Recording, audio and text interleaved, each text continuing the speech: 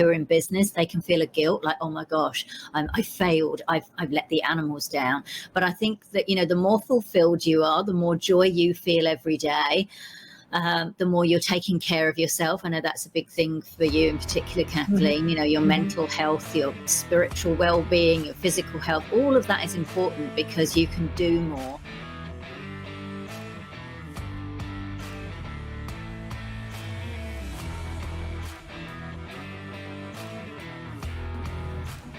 Well, Katrina, as always, it is great to see you. And Vylin and I, we have really been looking forward to this conversation. So, Vylin, why don't you start it off?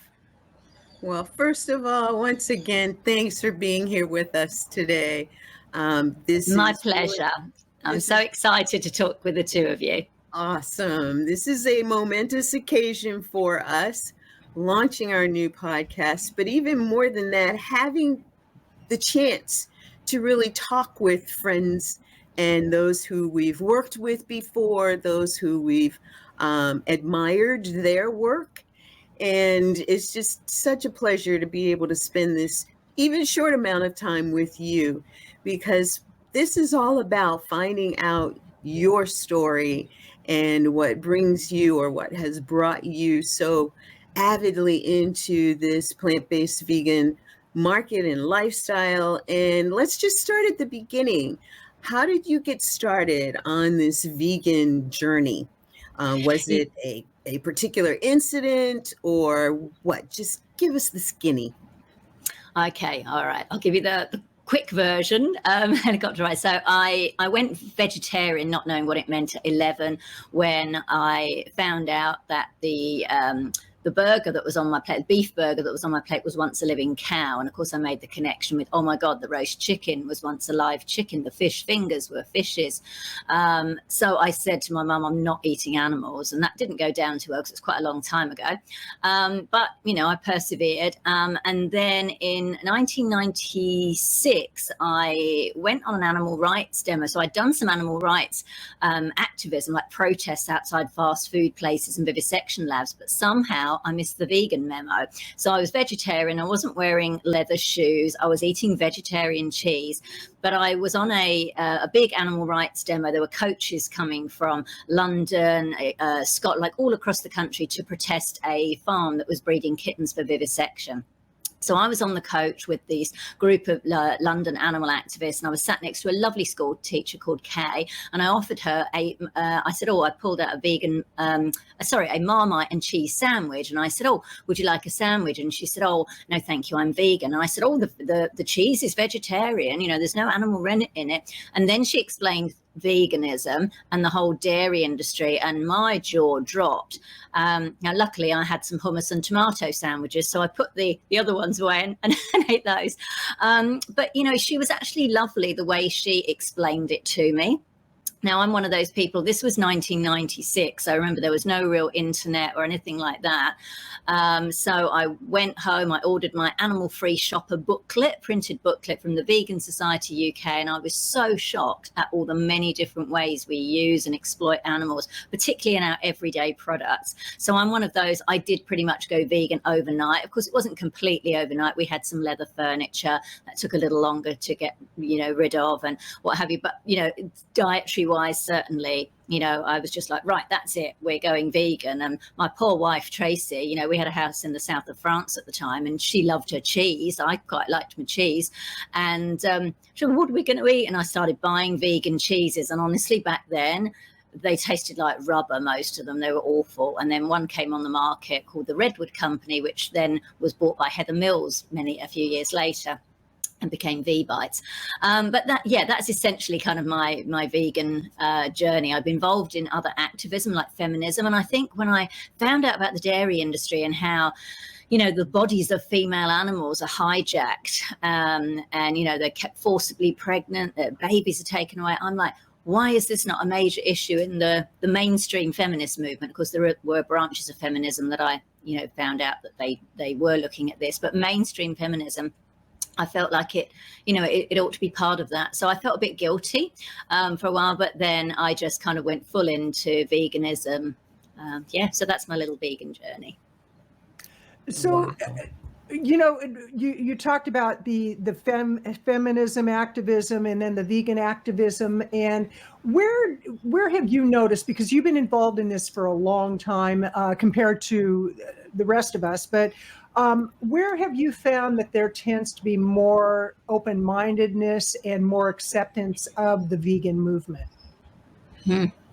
Gosh, that's an interesting one. And I think it kind of has changed over the years. So if you'd asked me that, 10 years ago, say around 2014, before we kind of, peak vegan started to sort of, proliferate throughout society. Look, in some kind of, I guess, social justice circles, in some of them, there's an open-mindedness. But if I'm honest, and I may get into trouble for saying this, but I don't really care, it might be a bit controversial, I actually find that within a lot of social justice movements, they're not open. They're not as open-minded to veganism. And I think that frustrated me. I kind of thought, look, if you support gay rights, you support human rights, you support women's rights, surely it makes sense to support animal rights. But no, you would go along to feminist meetings and they'd be selling veal.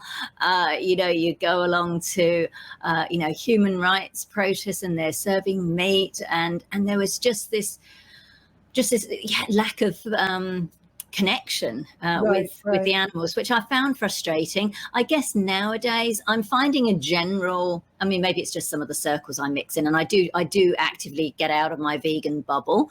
I do find people are a bit more open, particularly I guess in some of them in the business sector, and that may be partly because some of them are seeing it, it's a potential money maker, so there's that to consider.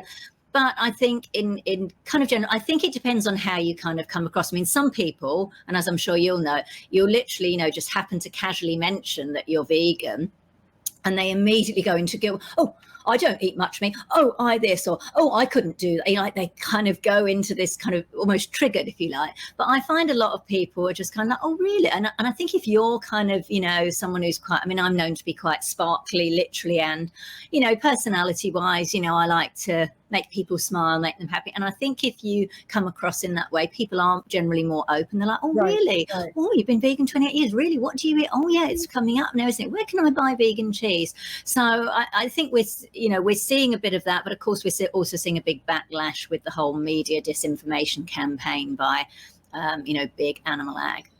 Absolutely. And it's only going to get worse with AI because, there's all sorts of propaganda that can be created. But, what's interesting, one industry that you would think there would be more openness to the whole vegan lifestyle is the pet industry. I worked in the pet industry for quite a while, and I was shocked that there was not a connection between we're rescuing animals, we're loving animals, we're being proactive around animals, and we're eating animals. First conference I spoke at, and I'm seeing filet mignon, I'm seeing salmon, I'm seeing chicken on the plates, and I'm like, this doesn't make sense. And that was before I was vegan. And even then it didn't make sense to me. Now it doesn't make any sense at all. So, you had mentioned about business, and that's what this show is really about, is to showcase different businesses within the vegan space. And I have to say, you're one of the first entrepreneurs that I met when I became vegan. And I'll say when I came out as a vegan, I was searching out people who did marketing, who did publicity, things that you're very, very skilled at. You're known to be very skilled at. And I found your book on Amazon. I found a couple of your books on Amazon, and I was like, this sounds like a really interesting woman. And I reached out to you, and I was so pleasantly surprised at how open you were to having a conversation. And you were really the first connection that I made within the vegan space on a business level. And with what you do in business, give us a little background of what your business expertise is. Yeah, so that's really nice. First of all, thank you for your kind words, and I'm delighted that you reached out. Thank you for being nice to me. Of course. And I think, look, the vegan movement needs more people, needs more nice people too. And also people who, like yourself and V. Lynn, who are both, really skilled entrepreneurial women. It's just delightful that, you're now in the vegan movement and are able to put your skills out there. My background is actually, my professional background is journalism. My degree is actually in performing arts, but my main career really has been journalism. Haven't been a full-time journalist for a few years years now, but I still use those skills. So essentially, look, I do PR strategy and consulting. I don't do media outreach per se anymore, but I do some PR consulting and strategy, and teach people how to do their own PR, or if they want to use someone on their team. Also personal brand kind of coaching. So I love, helping thought leaders, particularly vegan leaders, vegan business owners, to raise their own profile. And I guess that now all comes under the umbrella of storytelling. So strategic storytelling for business. I think at heart, I'm a storyteller. It ties back into my performing arts background, that kind of creative side, which I'm tapping back into nowadays. I've been telling other people's stories, for more than 20 years in my journalism career. So I'm really kind of focusing at the moment on helping vegan business owners and entrepreneurs to get themselves out there, how they can get their brands out there by telling better stories. And what I mean by that is telling stories, finding the right stories, structuring them in the right way for the right audiences, and then sharing them with those audiences in a way that will impact and inspire and influence their audiences. So that could be for their messages, it could mean to get more leads, it could mean to get more sales. Because I think, and I've seen this a lot in the vegan and the plant-based movement over the years, and particularly since 2015 when I wrote my book Vegan Ventures, which you mentioned, there's a lot of, in the business space, there's a lot of data, there's a lot of information, there's a lot of people on LinkedIn, obviously wanting to establish themselves as experts in the space, and that's all fantastic. But there's only so much data around if everyone's sharing kind of similar things, and people forget numbers, they'll forget the data, they'll forget the information. Not saying that's not important, of course it is, we've got to have all of those, but basically wrapping all of that around a story. So finding that right story to bring the data, bring the information to life. It could be a personal story, about yourself as a leader to make you more memorable, or it could be a story about a customer, or, about the business, somebody within the business. But stories, we connect with people emotionally with stories when they're told in the right way. So I love the idea of applying strategic storytelling to ethical businesses. So that's, where I'm at the moment. And I know V-Lynn's got lots of questions about this, because this is something that we do with our clients, is to really help them to identify what's their unique selling proposition, if you will. And when you're working with a client or you're putting a program together, what would you say is a way that they can find that story? Because being vegan, that's just not enough in the vegan space. It's like, myself, I could pull in that I've been with my wife 35 years. I've got 40 years of sobriety. I live in a small farming community in Oregon. I mean, those are all elements, but how do I know if that's interesting enough? And, how do I know if I'm telling too much? Yeah, that's a great question. I love that. Well, first of all, Kathleen, you have some excellent stories. I mean, I've interviewed you. I've had you on one of my shows, and you were a delight, because you're kind of gold, because you have got those interesting, and it's those kind of things. And yes, and I know a lot of business leaders think, oh, I don't want to tell personal stories. It's all about the business, it's all about the brand. But people do, they want to, you don't have to share all your deepest, darkest secrets. Now, I know you chose to share your sobriety journey, which was very generous of you. You don't have to. What it is, people often get caught up with what story is, and they think, oh, it's the hero's journey, 15 steps, like a Hollywood blockbuster. And whilst, one can take elements from Hollywood storytelling, when you apply it to business, it's actually generally in a much more simple form. So it could be an anecdote. So there's two things. One, there is your founder story. So if you're a vegan entrepreneur, there is what's called your founder story, or what I call your journey story, which is a signature service that I offer. And what that is, it's a really deep dive where I'm asking very particular questions to tease out a lot of information all about you. Now, we're not necessarily going to use all of it, but I think, and look, you can definitely do this yourself. So I'm not here doing a big sales pitch. You can definitely do this yourself, whatever. But I find it hard. I think it's hard to be objective when you're doing it with yourself. Mm-hmm. So what I do is, when I'm working with someone, I will be asking certain questions, to tease out, eliciting stories, anecdotes from your past, and then putting all that together. And then I will pull out and create like a founder story, a journey story, but also within that, I'm also creating what I call a story bank, which is a series of little anecdotes, which could be from a few seconds to a few minutes long, that you can pull out at relevant times. So say, for example, you're giving a presentation. So you ideally know roughly who you're going to be speaking to. You can then go into your story bank and go, oh, right, that would be a good story to tell in this particular scenario. Or if you're doing say you're raising money and you're going to a pitch meeting or you're creating your pitch deck, you can go to your story bank and you go, this would be a good story to illustrate this particular point, or to say within, to share at the beginning of or during a meeting.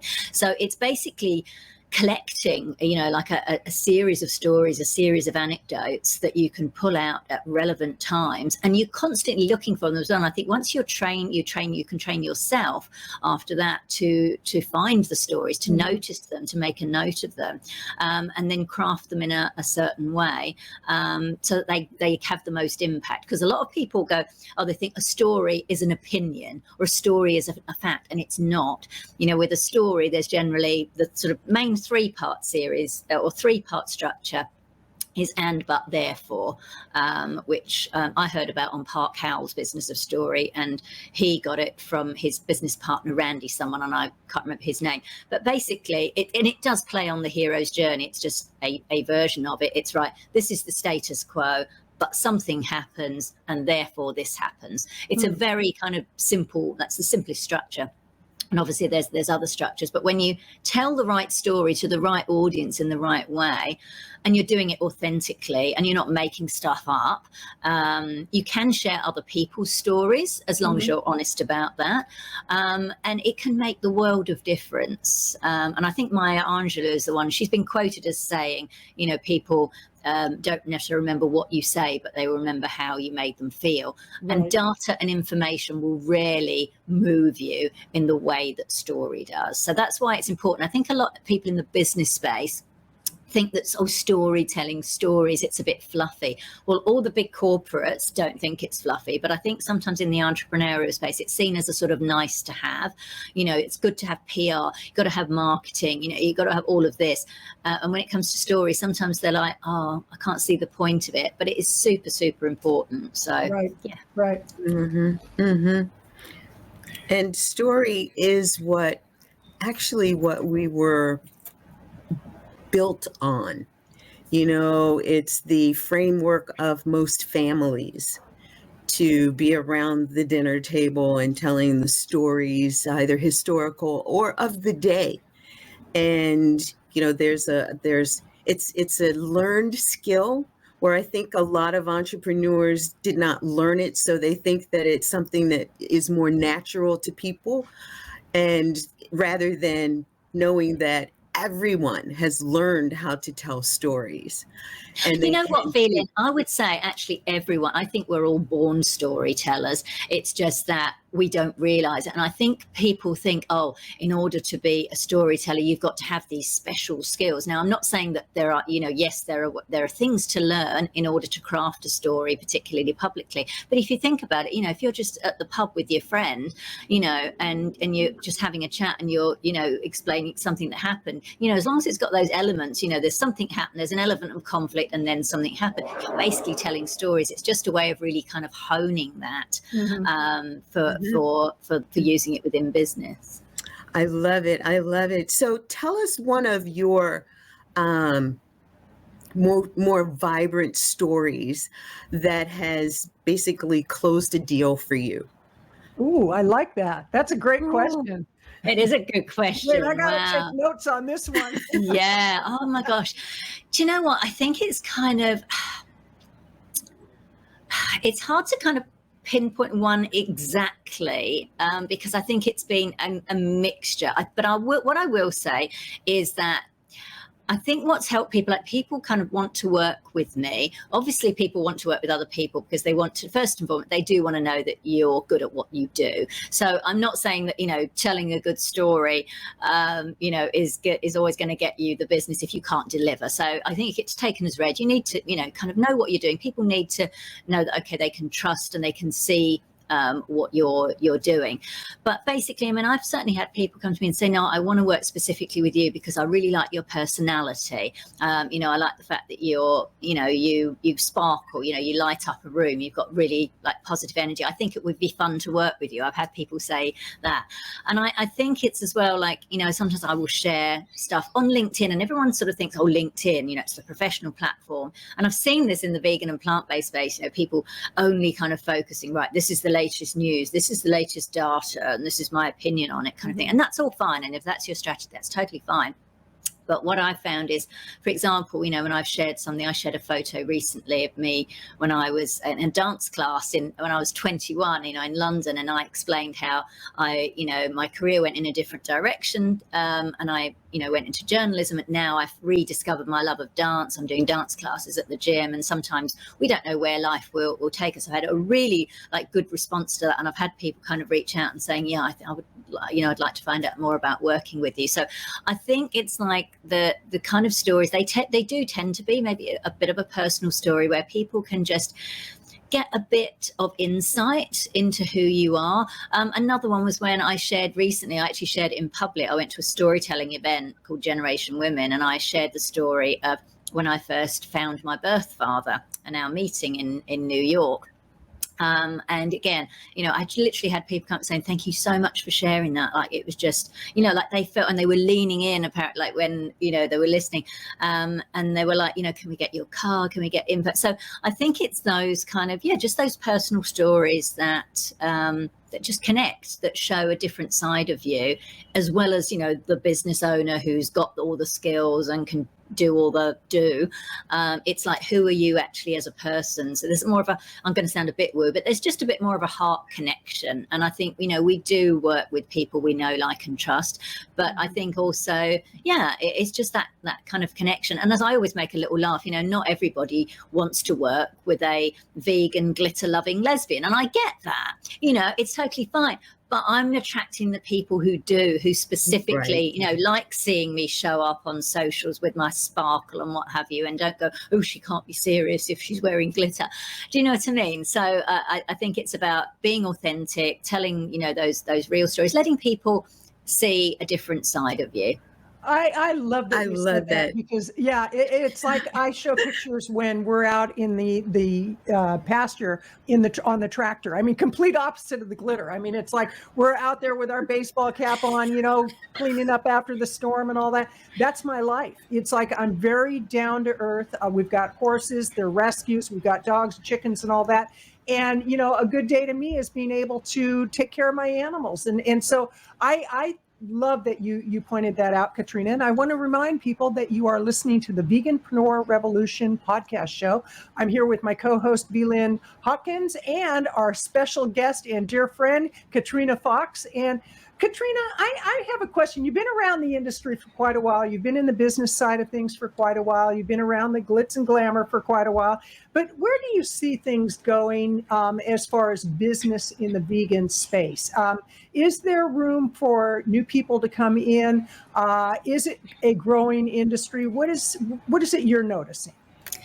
Yeah, it's a good question. I actually just yesterday, last night, my time, I was talking to Matthew Glover, and, he shared, some of his thoughts on that. And I think we both agree, look, let's be perfectly honest, it's definitely challenging times at the moment. There's no getting away from it. There's cost of living crisis, inflation. In the UK, there's been, Brexit. Then in the US, you've got the whole, bizarre stuff happening with the election, all the division. We had, yeah, exactly. We had the COVID situation with all the lockdowns, obviously massively impacted business, it impacted investment. And I think we're seeing a bit of a fallout. Plus, as I mentioned earlier, we've had the massive disinformation campaign and pushback from big animal ag, and we can't underestimate that. And as Matthew and I were saying yesterday, they've done a really good job. You can't take that away from them. They have done an amazing job at, focusing on, having a real dig at, particularly plant-based meat, saying that ultra processed and all the rest of it. But I see this as a two-sided thing because, first of all, like I mentioned, I went vegan 28 years ago. Back then, animal ag retailers, supermarkets, they didn't care about us. We were just a bunch of weird hippies that ate funny.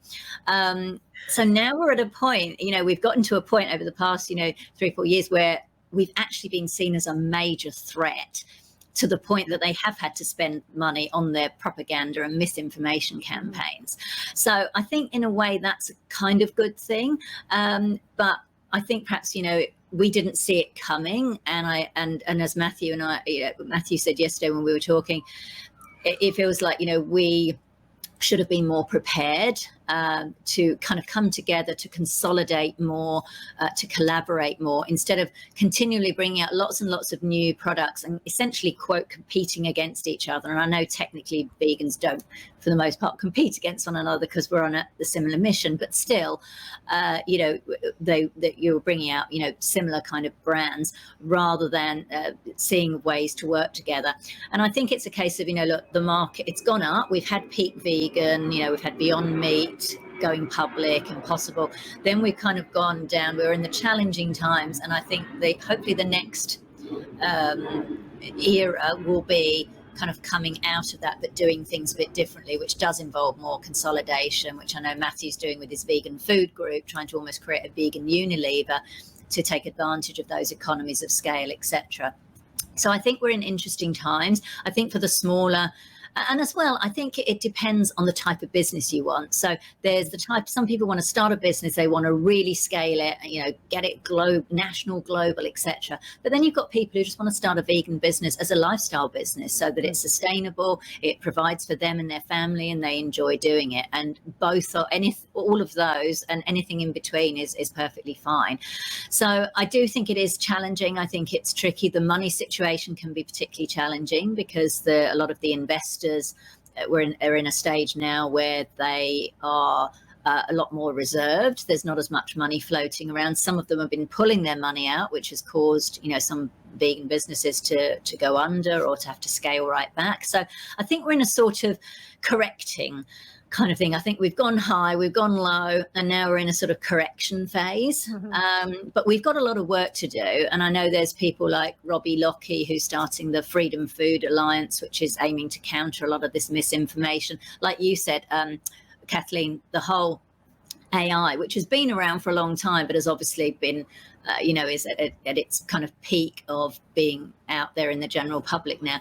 That's obviously going to have an impact. And I think we're going to need to use that ourselves as well to counter that misinformation. I know Sam Tucker's doing some interesting work with this Open Cause Foundation on that.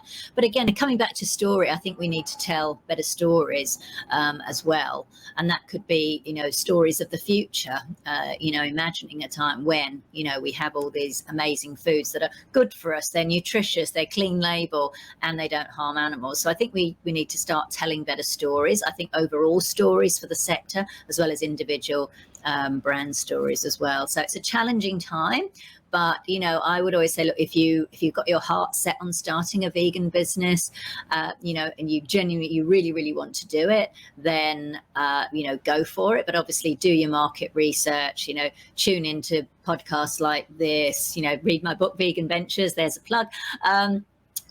Talk to other people who are doing what you're doing, get involved with other vegan business owners to, get help and support, and go for it. But it is tough. I love it. And to your point about it being tough, I think part of the story is that people need to know that we are in a trend that is going forward.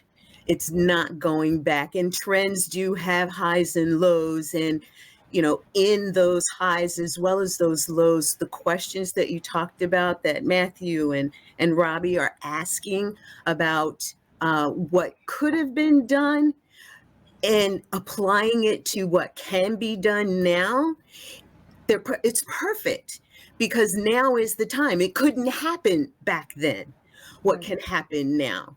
And to your point about those stories, it really is about looking forward because we're in a multi-trillion-dollar industry. And the dairy, maybe not because they want to, but they are having to relinquish ties to those funds because of our demands. And that's telling a story.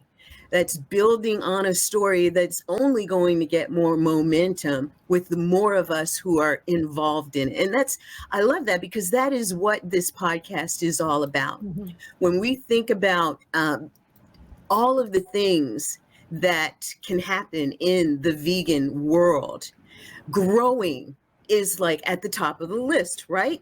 That's where the stories, the dream stories, I love how you put that. The dream stories can be told because you have to see it in order to Yeah. reach it.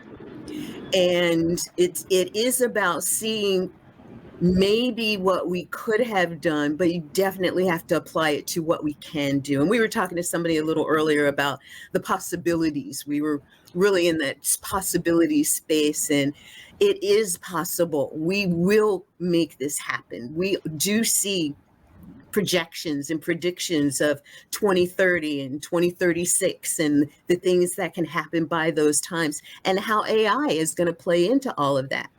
One of the things that was not available to us at one point was the internet. And at another point, we got to AI wasn't available to us. Now look at where we are and what we have that is available to us, and the momentum that we can capitalize on because of it. Now is the time. And so I love how you brought all of this in for us. This has been awesome to hear you tell. And it is about the stories. It's about the stories of, well, we thought about it and didn't do it. Somebody else did it, or it didn't get done. But now, what can we do now that's going to push us, propel us? And it's like the car was after the horse. And then we got to, the rocket ship to the moon. And now we're in the spaceship into the galaxies. That's where we are.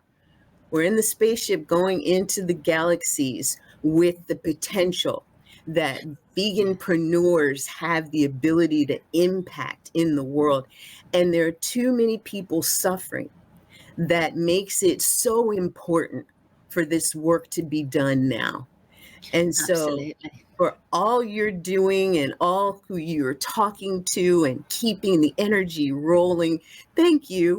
Thank you so much. And what I'd like to know is, Katrina, how can people find you? What's the best web address that we can give them?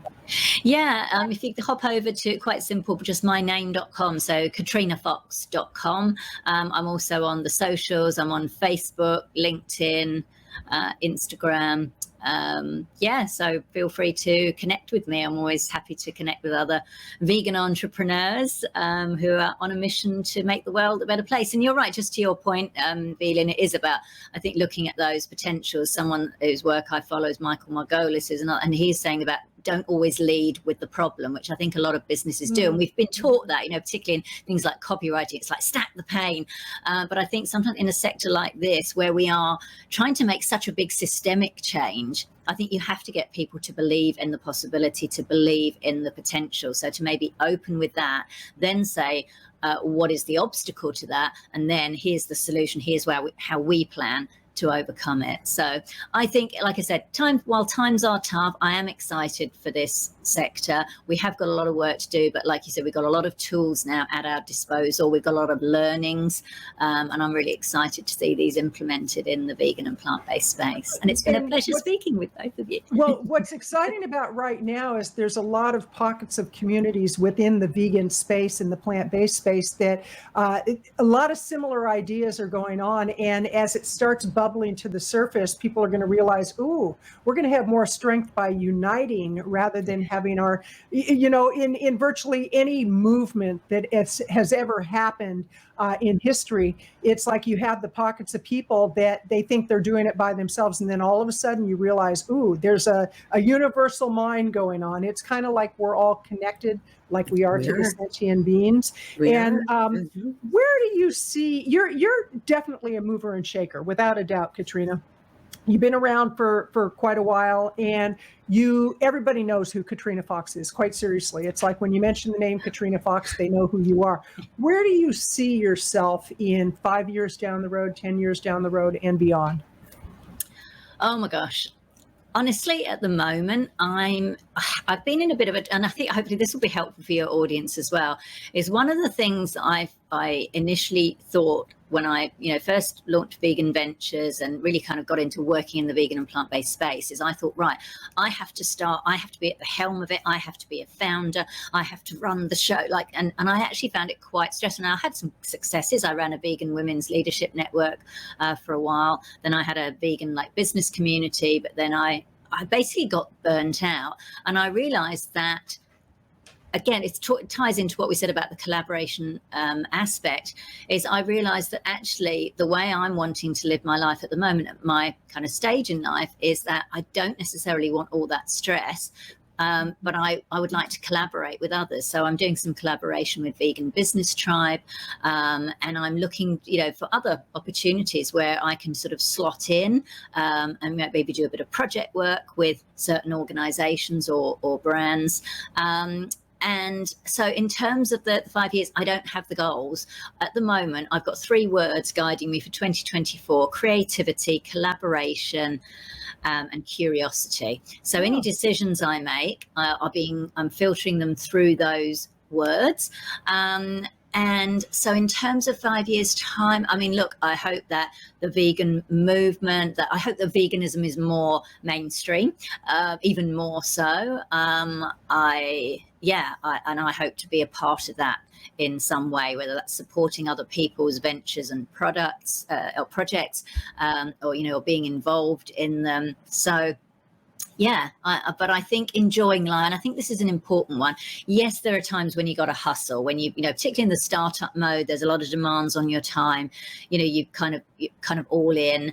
But I think as well, at some point you've got to find that balance. You've got to remember to enjoy life, not feel guilty about enjoying life, which I sometimes see in the vegan and plant-based space. It's like, especially if you're ready to move on to something else. Maybe you've started a brand and it hasn't quite worked out, and the best thing to do is to actually close that and move on to something else. I think sometimes with vegans who are in business, they can feel a guilt, like, oh my gosh, I failed, I've let the animals down. But I think that the more fulfilled you are, the more joy you feel every day, the more you're taking care of yourself. I know that's a big thing for you in particular, Kathleen. Your mental health, your spiritual well-being, your physical health, all of that is important, because you can do more for the animals, for people, for the planet when you are taking care of yourself. It's not a selfish thing in a bad way. So I guess that for me is being healthy in all the facets, enjoying life, enjoying creativity,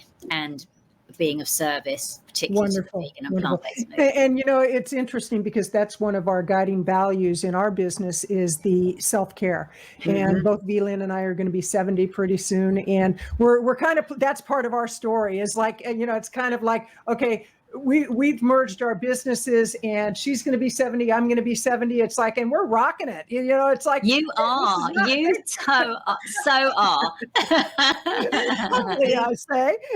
We've actually set some milestone goals for ourselves as well. In our 70th year, both athletes, we're going to be doing a half marathon on Thanksgiving this year. Well, Amazing. This year now. This year. Because we set this last year, as we were looking at how can we make, and this is part of what you were saying too, how can we make what we do of value, more value to us? And, we love the work that we do. We love the people that we work with. We love the forward movement that we're able to participate in this trend. And then it was like, and not that it was a secondary thought, but what can we do for ourselves too?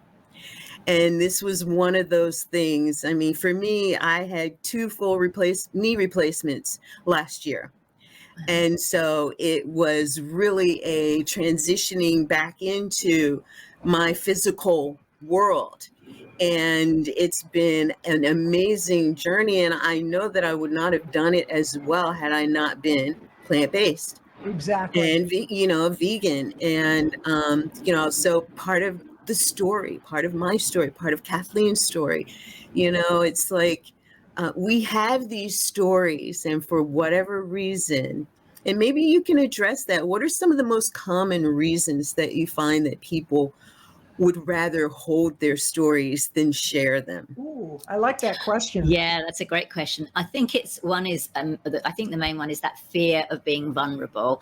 The second one I say is fear, particularly in the business space, fear of not being taken seriously, being seen as fluffy or weak, not serious enough, not authoritative enough, and that it might, cost them opportunities, for example, which I think is a real shame, because I think it's a bit like, the myths of being vegan, you're not going to get enough protein, you're not going to do all of this, nonsense. And I think it's the same with stories. I think it's that fear of just being vulnerable and not being perceived as credible as a business owner, or not seeing the relevance of stories to your brand. Interesting. Great answer.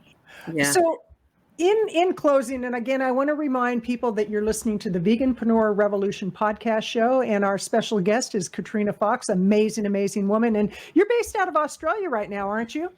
Yeah, for the moment I'm from the UK originally, you can probably tell by the accent, born in the East End of London, a true Cockney.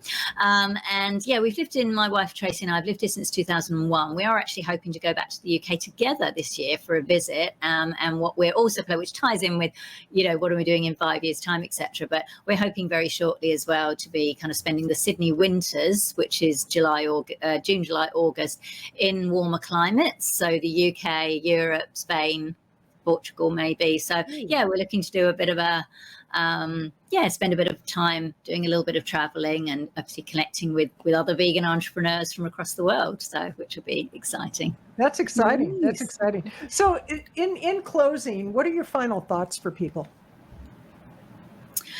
I think stop worrying about what other people think about you. I think that's a key thing. I know it's held me back sometimes, even from just posting a certain thing or just putting myself out in a certain way. I think, oh, what will so-and-so think, or what will people in the vegan business space think? And I honestly think that most people, they don't actually care. They're not necessarily people. We often think everyone is judging us. People are so wrapped up in their own lives. We're all wrapped up in our own lives, that we don't really care what you're doing, unless it's something absolutely awful.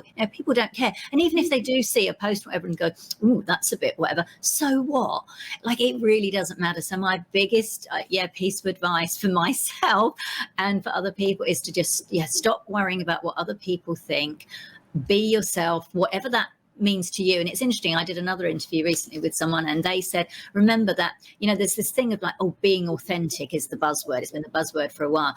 But remember, we are different in different situations. So I'm like this when I'm doing an interview with you, I might be slightly different in a different scenario, in a corporate meeting, or, doing some other activity in my dance class, whatever. We have different facets of our personas, and all of those are authentic. So I think that's an important one. So be authentic, be yourself. Don't be afraid to put yourself out there in a way that feels right for you. But my key thing is, literally, I think there's a quote, it's attributed, I think, to what she called Eleanor Roosevelt. But who knows, we just don't know with, but it's attributed to her, and it's, your opinion of me is none of my business. Right. And that doesn't mean that, if someone calls you out and says, look, you're doing something and it's, X, Y, Z, it's not cool. Obviously look at that and be open to that. But I think a lot of the time we can be a bit too subject to criticism or worrying about what people think, and to just go, no, you know what, I'm good with this, and do it. A rule of thumb that I try to live by is that if one person says something to me about me and they're saying, oh, you're acting a certain way, that's one person's opinion. If 10 people say the same thing, I better start listening. Actually, if 3 or 4 say the same thing, I should probably start listening. So sometimes it doesn't really matter. And one of the things that I've really worked on, and you kind of touched on it with social media, is not reacting to what people are posting that has nothing to do with me, or even if it's something, they're commenting on a post that I made. It's none of my business. I don't have to go to bat, and I don't have to defend it. It's just like, it is what it is. So I really want to thank you, Katrina. And I want to remind people, you have been listening to the Veganpreneur Revolution podcast show. I'm Kathleen Gage, and I'm going to turn it over to V-Lynn for her closing thoughts. Well, I think one of my biggest closing thoughts is, Katrina, you brought up something that I'm really passionate about, and that is knowing that we are in a growing trend where veganism is growing faster today than it has over the last 10, 20, 50, 100 years. And because of that, we really have an awesome opportunity to step into this trend in a more powerful way. You know, I know that 10 years ago, a lot of the pushback really had people to go and sit down, even stop their vegan conversations, basically, because they were hurt so badly by trying, caring so much about people's well-being and weren't being heard. And today it's different. And I want to thank you for what you're doing to encourage people to come out of those spaces and come back to the truth of the fact that we've been lied to by mainstream media because of the money that they've been able to make and all of the industries behind mainstream media. Mm-hmm. And, even into the medical sector, where, once it has been said, once you go through the door into the medical world, basically, of pills and surgery and the like, you're stuck. Well, I'm part of that story that says you're not, because I got off the medications. I'm, being whole food, plant-based, and doing the 6 pillars of lifestyle medicine. I am, and I shouldn't be the anomaly. People like me should not be the anomaly. And if those who are in fact on the fence or on the other side saying I was on the other side, come back to the light. Come to the light. No, don't come to the light. Not yet. We're too young. That's amazing. I love that, really, and I love your story. Thank you. Yeah, we're in it, and if we don't do it, who will? Right. If it's not done now, then when? And what we have is a generation behind us, a couple of generations behind us that are in serious trouble because of what is happening right now. And so, yes, it takes collaboration. It takes community. It takes people like us being on a podcast that's having this kind of conversation. So again, thank you for being a part of it all. Oh, thank you so much. Thank you so much for having me. I love both of you, and it's an honor to be on the show with you. And I've absolutely loved our conversation and love being connected with you. You're both amazing. Thank you so Thank much. you. And to all our listeners and viewers, thank you, and keep doing what you're doing. Go out there, be a voice for the voiceless, for the earth, and for your health. Because if you're not healthy, you can't do what you're here to do. Have a great day. You've been listening to the Veganpreneur Revolution podcast show with Vegan Hopkins and Kathleen Gage. Be sure to leave a review, give a thumbs up, and subscribe to this channel. And visit our website at veganvisibilityproductions.com. That's veganvisibilityproductions.com. Have a great day and live healthy.